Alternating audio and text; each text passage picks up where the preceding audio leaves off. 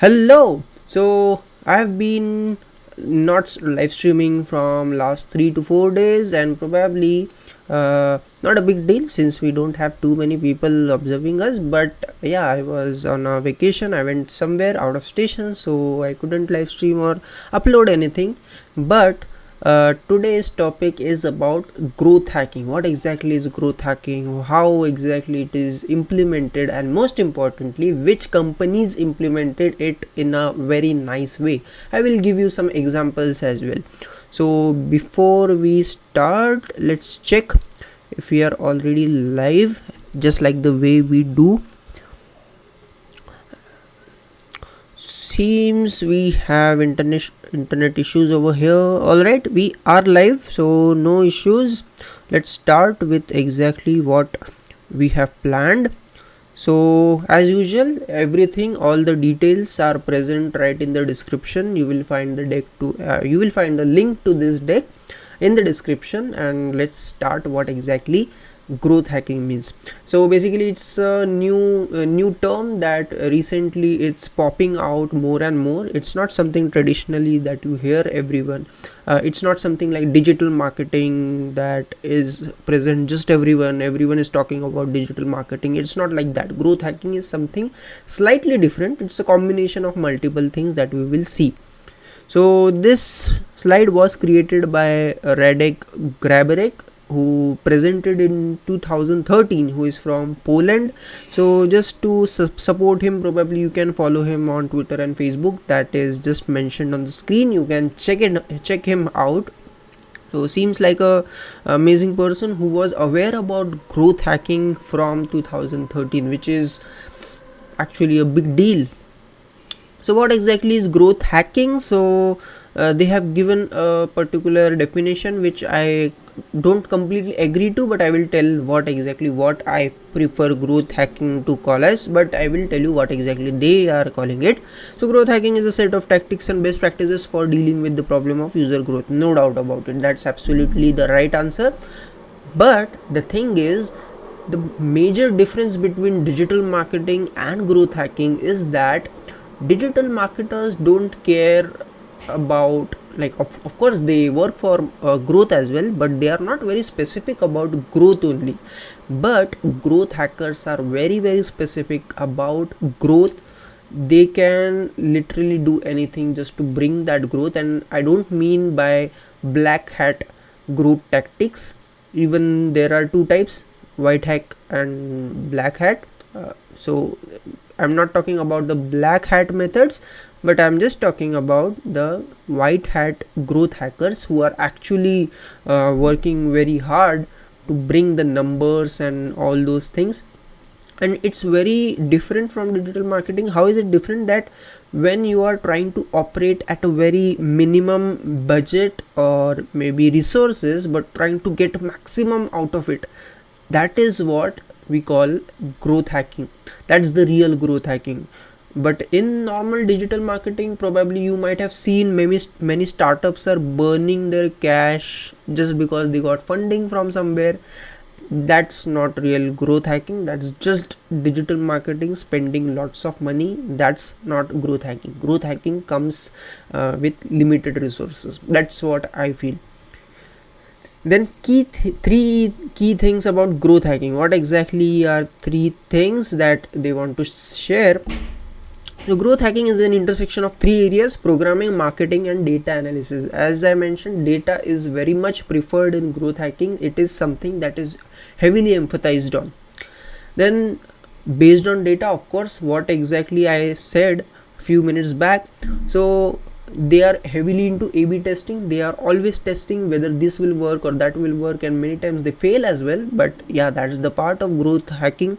Then landing page optimization. Whatever landing pages you are creating for your product, for your ads or anything, you need to be heavily optimizing on that, always keeping a track how exactly it is working or it is not working, scrapping the old things, building new things.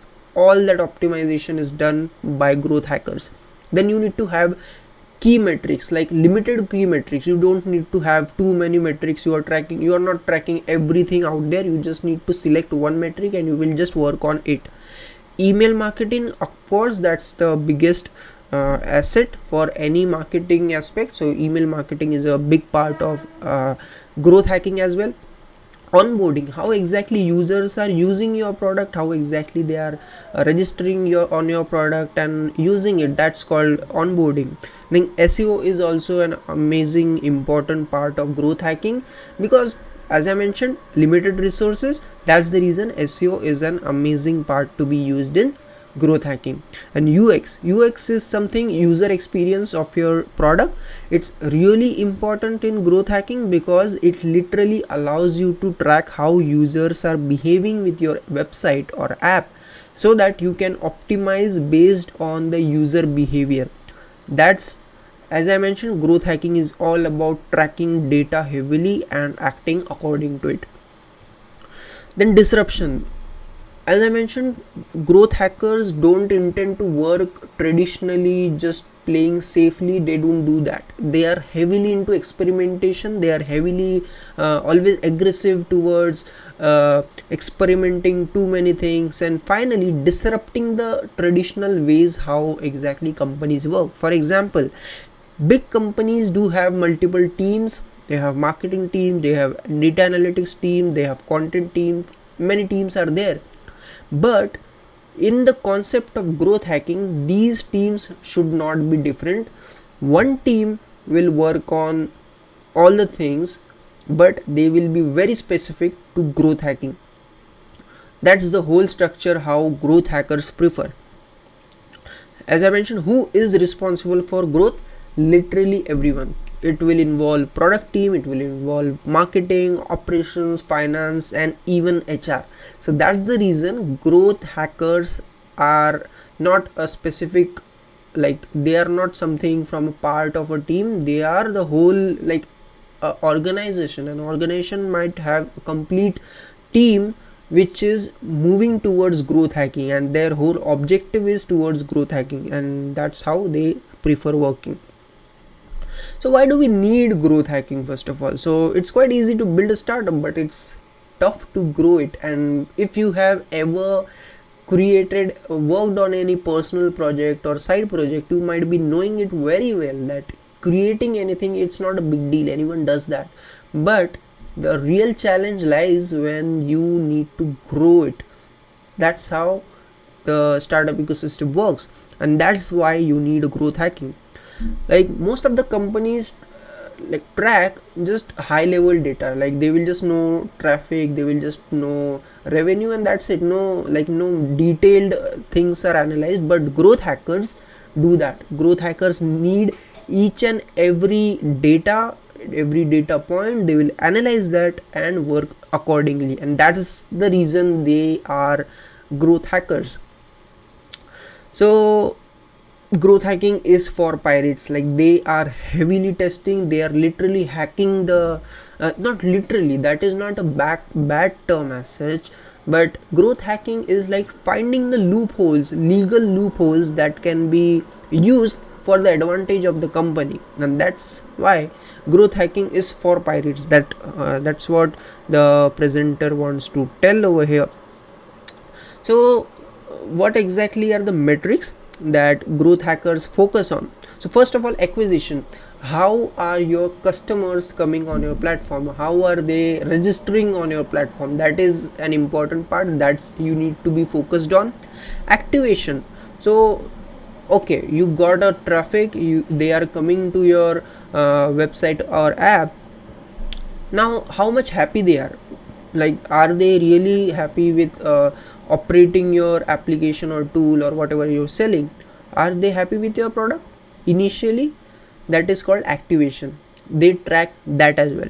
Then retention. Okay, anyone gets happy and everything, but there might be several apps on your phone which are just sitting on your phone, you don't even open them anymore, and that's a really poor sign of retention. Like you are a happy customer, you have installed that, you find the app good, but it's not that bad to uninstall from phone, but it's not even too interesting to just keep on checking every day. So retention is really low over there, so it really matters for app developers to have amazing retention, so it should be focused on.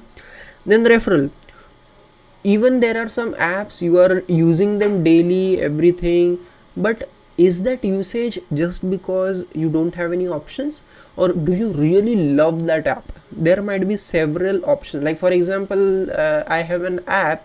There are several apps, like we do have such apps, right? I don't want to name such apps, but there are such apps which are forced by someone to us that you need to use this app just because we are going through some pandemic or something. Nobody likes that, but everyone is keeping in the phone, but it's not something that we would really love to refer to our friends to just install that app. It's an amazing app, not like that, so we are not going to refer that. So it's really important that your product should be something that people would really love to refer to someone else. And finally, revenue, that's how your company pays your bills, right? No matter how, like there are so many games, free games that we see, they are amazing, people are signing up, they are quite happy with it, people are literally playing whole day, they are even referring to their friends, but there is no monetization model. Like, how is that business even going to sustain, right? uh, Probably you will find such apps which are not earning anything, like they are just side projects of someone, then that developer got bored or probably could never monetize it, and finally that app is shutting down. Like, not today, but they will eventually need to shut down because all the development costs are there, server costs are there, maintenance costs are there, so many costs are there, like too many bills are there to pay for a company. And if there is no revenue from that app or product, then it's not really sustainable, it's not a good thing to like it's not a good sign in such. So that's the reason you should be also able to monetize all the efforts that you are putting to retain and everything that is happening with your app. So people should love your app, plus you should be also able to make money out of it. So there are some famous examples of growth hacking, how companies used to boost their users overnight. So let's see some of the examples. Hotmails. So what exactly Hotmail used to do in their initial days, like they sent an email, like whenever someone sent an email to someone else, for example, you are a Hotmail user and you sent me, who is a Yahoo user, probably there was no Gmail at that time, but you sent me an email and I saw one line in the footer, this email was sent with Hotmail, join Hotmail now. And that was something that I felt that okay, my friend is using it, so probably I should try using it too. And that's how they instantly grabbed so many users out of this single line. So this was a great growth hack that they implemented in those days. Now this is very common, but in those days that was very rare. Then Airbnb, what exactly Airbnb did, they posted on Craigslist feature. Now what is Craigslist? This is classifieds version in US or Western countries, where the websites are full of ads, like there is no content or anything like that, they are full of ads. And even today, if you check any newspaper, there is a section called classifieds where all those ads are present. वधू वर ये सब चाहिए, bride grooms, मतलब जिनको शादी करनी होती है वो भी ads डालते हैं. Then even property rentals and all those things, small ads are present. And that's where Airbnb marketed themselves, like they are dirt cheap ads, and Airbnb invested in that and just posted about their business on those features, and eventually they grabbed so many users out of that. And since the concept was really new, they were some first players in that market, what they were doing at that time. The users suddenly boosted on that platform, and eventually you know what exactly happened with Airbnb and now what they are exactly doing. Amazing job over there. This is about Dropbox. So Dropbox was a alternative, like it's still working, so it's an alternative of Google Drive that you get some free storage over there.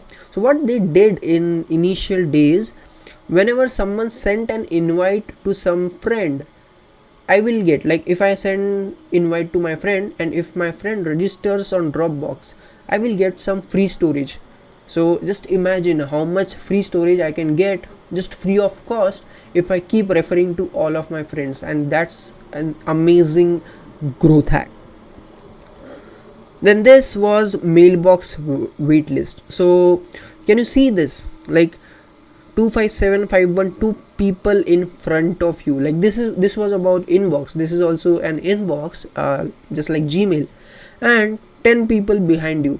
Just imagine the FOMO that I will get if he see this. Oh my god, like 2,57,000 people are in front of me, I need to do something. Okay, I will just register on this app, I will share emails and all the stuff. Just imagine the traction that I will get if I get trapped in this bullshit thing. Not bullshit, but amazing growth hack as such. But this is something when you are trapping your users in some dilemma, in some mental thing that they are constantly feeling fear of missing out. Not a great strategy, I would say, but yeah, that really works, and even today many brands use that. Not a very great surprise over there. Then this is about mint content SEO strategy. So now this is very common, guest posting on some other blogs or popular publications, but at that time it was very rare when people used to do actual content marketing, like they will solve some problem and then eventually pitch their own product. This was not very common at that time, but they started it. Probably they were one of the first people who did that, and that's how it grew. And probably that's the reason it's still working now. Because it works. People like the approach of content marketing, and even today we see that working really well. So that's how it worked at that time. So finally, is growth hacking just a buzzword? I would leave that to you, but I think this is not just a buzzword. It's a combination of marketing, then understanding psychology, data, everything. When everything is combined in one, that is called growth hacking. So definitely not just a buzzword. And as you can see that there is a sudden rise in the trend of growth hacker, growth hacking, all those terms. So even there are dedicated job openings these days for growth hackers. So if you are someone who is like wearing multiple caps and you have multiple skills, you can probably become a great growth hacker. Then this growth hacking trend actually started in US. Now it is very much popular worldwide. Now even in India we see that, like we do have some groups, we do have some marketers who are calling themselves growth hackers, but this started in US originally. So that's how they are showing the trends. Now understand that these trends are from 2013. If you see that today, you will see tremendous growth in this concept called growth hacking. So definitely it's an amazing concept that is continuously growing with time, and I'm sure the demand of growth hackers will never end, because every company wants to save resources but get maximum results out of it.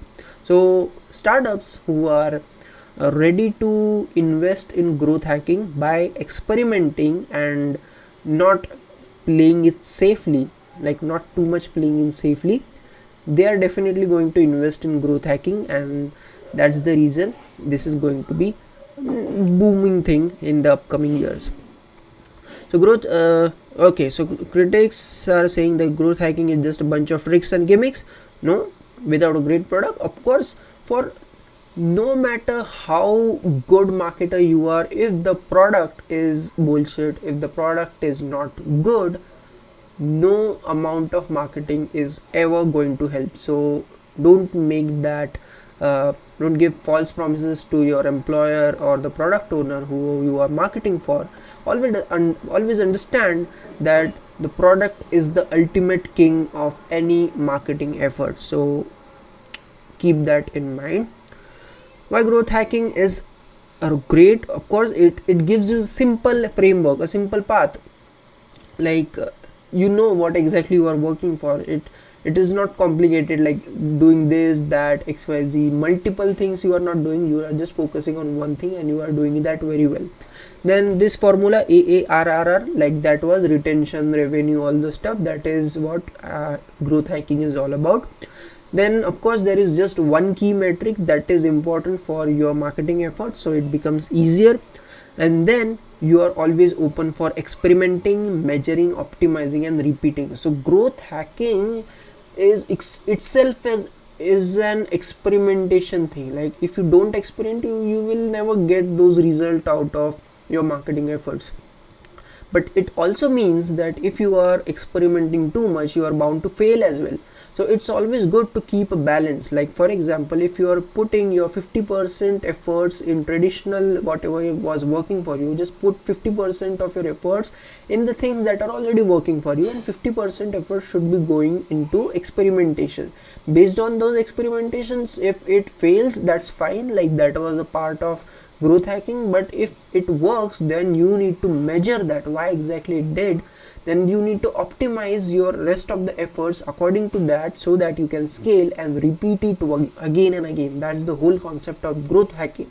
You don't need to stop doing what exactly is working. So always remember, don't keep on 100% efforts on growth hacking. Keep a balance and it will be always a fruitful decision for you.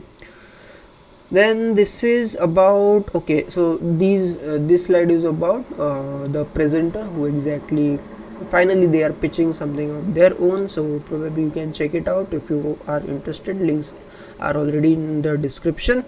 So yeah, that was all about growth hacking. So if you are interested, leave the comments what exactly you liked about this seminar, webinar, whatever you call it, just the live streaming. And hope I will come up with another interesting video. I keep on live streaming every day, so stay tuned. See you in the next video. Till then, take care and goodbye.